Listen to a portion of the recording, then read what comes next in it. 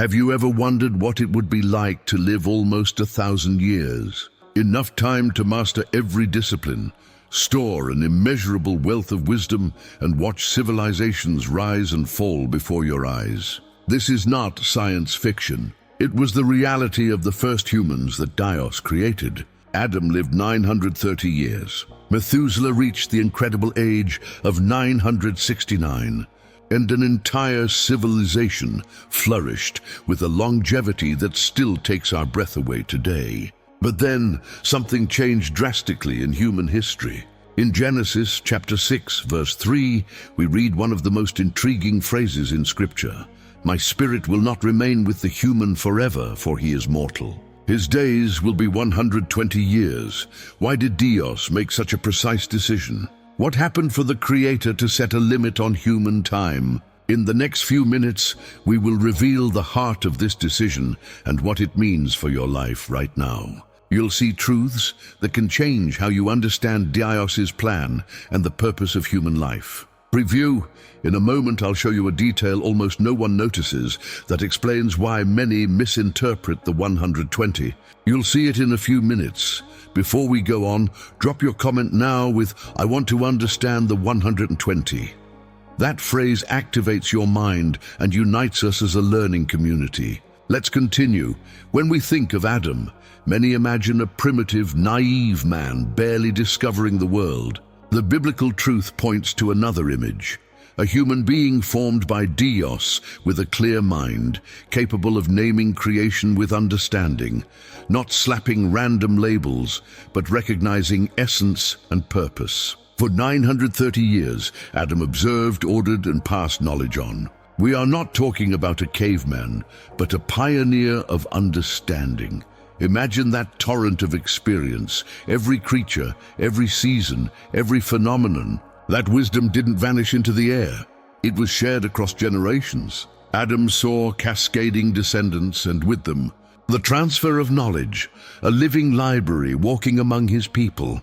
And here comes a point almost no one considers. What serves the good, in the wrong hands, can also become a tool of corruption. If good can be sharpened over time, evil can also be perfected when a life stretches across centuries. A proud heart with 9 centuries ahead doesn't just make mistakes. It turns them into systems. In that world of very long lives, several generations of walking universities coexisted at the same time. Conversations carried centuries of observation. Projects took generations to complete. Techniques were refined to excellence. And at the same time, unjust practices which, with more time, grew more sophisticated. One day a name appears that becomes a clock. Methuselah. His long life symbolizes patience and warning. Each added year was a reminder of grace, an opportunity to straighten the course. But violence and corruption grew. The patience of Dios is not indifference. It is time granted to return to the good. And that time is not infinite. Key question, why a limit of 120 years? It's not a whim or a magic number to negotiate personal calendars. It is, above all, a moral and historical firewall. First reason, to contain accumulated evil. If a life lasts nearly a millennium, an unjust leader can carve a culture of oppression that spans 5 or 6 generations. With 120, the chain shortens. The harm does not perpetuate for centuries in the hands of a single person. Second reason, to curb the pride that grows from learning without reverence. A brain with 9 centuries to experiment can start to believe everything belongs to it. The limit reminds us that knowledge is a loan, not a throne. Third reason, to speed up cycles of responsibility. With shorter lives, the baton passes sooner. More voices participate, more errors are corrected, and courses change sooner. Fourth reason, to recover the value of the day. When time seems infinite, someday becomes an excuse. The limit makes the essential urgent. Reconcile, serve, teach, build, and rest with meaning. In a minute, I'm going to show a timeline that reveals a progressive decline in ages after a great crisis. As if an invisible hand were calibrating the human clock. You'll see it in a few minutes.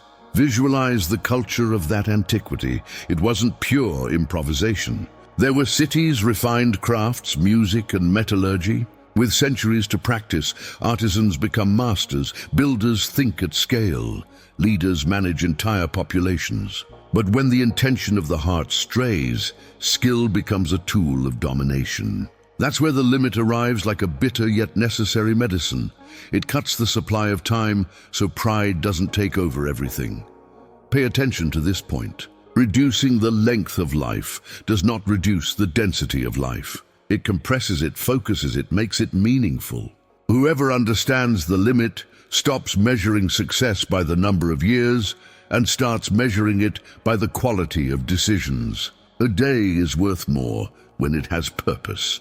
Brief pause to anchor ideas. If this resonated so far, drop your comment now with, "I value my time." We continue with the piece many get wrong about the 120 reading correction. The 120 is not an individual promise that every person will reach that number.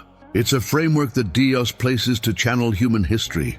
You will see elders at 70, 80, 100, and a few who brush up against exceptional ages. The number does not feed superstition. It awakens awareness. The central message is not guaranteed duration, but purpose under a limit. Now the promised historical line. After a massive crisis, ages begin high and then descend generation after generation. It's not a chaotic collapse. It's an adjustment. First around the 900s, then about 600, then 400 and 200, until a new equilibrium is established. It's like reducing a machine's power so it doesn't consume itself.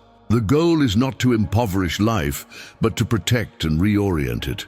This adjustment has social effects. Power stops concentrating for centuries in a single hand. Legacy no longer depends on one person doing everything, but on many participating by turns. Shorter stages are born, but more conscious ones. Wisdom must be passed on intentionally, not lulled to sleep by the comfort of believing there will be infinite time. I want you to imagine a dialogue between generations. An elder who will not live 900 years sits with a young person and shares what is essential: to revere Dios, love the truth, work with justice, care for the family, lift up the fallen. The young person takes the baton and continues. The limit turns life into a relay race, not an eternal kingdom. And when life becomes a relay, pride loses oxygen. No one sits on the throne forever. No one dictates for 5 centuries. We must give account, correct, learn, and begin again. Important preview.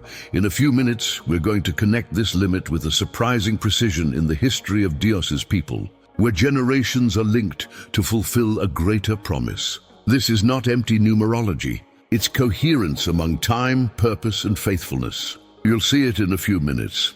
Now back to the opening question. Why did Dios reduce the human span from 969 to 120 years? Let's add 5 practical reasons that land in your day-to-day. First, practical. Focus. The limit forces you to choose. You can't know everything or do everything. You must choose the works that remain. Serve, teach, reconcile, lift others up. Second, practical, intentional legacy. You can't wait half a millennium to begin forming those who come after you. Transmission begins now. Read out loud, tell stories, pray with simple words, work with your hands in front of those who learn from you. Third, practical, obedient rest. Limited time doesn't authorize you to burn yourself out. It commands you to order your cycles. Whoever rests well thinks better, loves better, and decides better. Fourth, practical, everyday justice. A short life asks you to act today for the one who suffers. Food, shelter, a word, and company. Goodness isn't scheduled for the next century. It's done now. Fifth, practical, humility. The limit reminds you no one owns their days, only stewards them. Humility opens doors that pride slams shut. Retention micro-break. If this vision is helping you, drop your comment now with, "I live with purpose." We continue with the promised detail that changes how you read the 120. Many treat the 120 as an isolated number and forget the context. Increasing violence, pride, and projects that turn people into cogs for ambition. The limit was a retaining wall. And at the same time, it was an invitation. Use time well, because now every decade carries weight. The contrast is clear. A 900-year life can believe the day doesn't matter.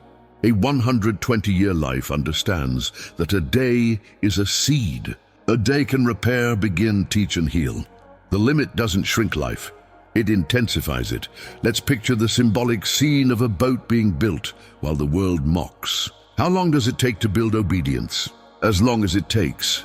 Obedience isn't measured in centuries. It's measured in daily faithfulness. The limit places obedience within reach of anyone who decides to take the first step today.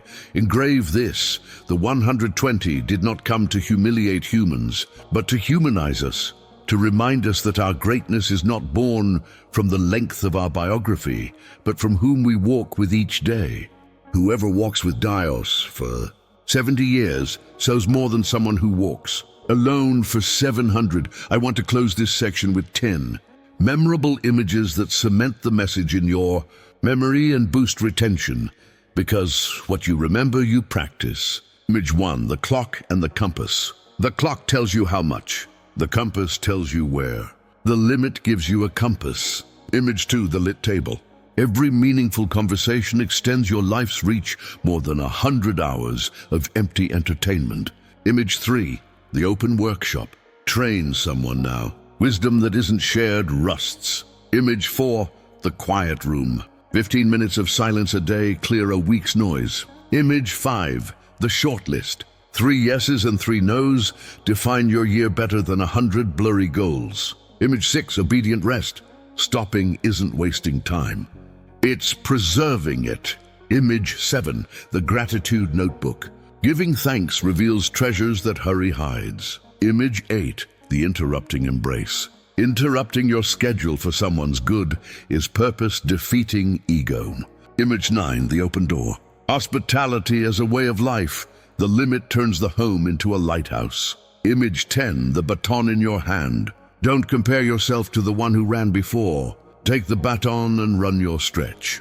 Now the promised preview: there is a chain of generations carefully arranged so that, at the precise moment, a greater promise is fulfilled.